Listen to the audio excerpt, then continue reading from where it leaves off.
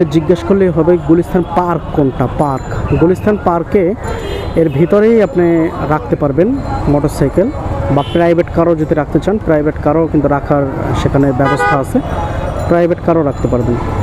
তো গুলিস্তান পার্ক এটা বললেই আপনি গুলিস্তানের যে পিছন সাইডে না যেয়ে সামনের সাইড দিয়ে ঢুকবেন, ঠিক আছে? সামনে একটা সাইট আছে যেটা গুলিস্তান হল মার্কেট, হল মার্কেটের ঠিক বিপরীত পাশেই হলো পার্কিংয়ের জায়গাটা। তো আসলে পুরো ভিডিওটার সঙ্গেই থাকুন, তাহলেই দেখতে পারবেন যে আসলে এই জায়গাটা কোথায়।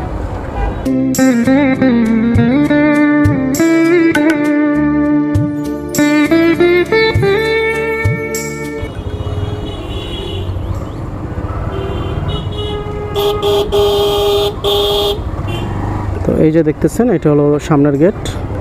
তো এখান থেকেই কিন্তু আপনি গাড়িটা পার্কিং করতে পারবেন। তো আমি একটা নিরিবিলি জায়গায় রাখি।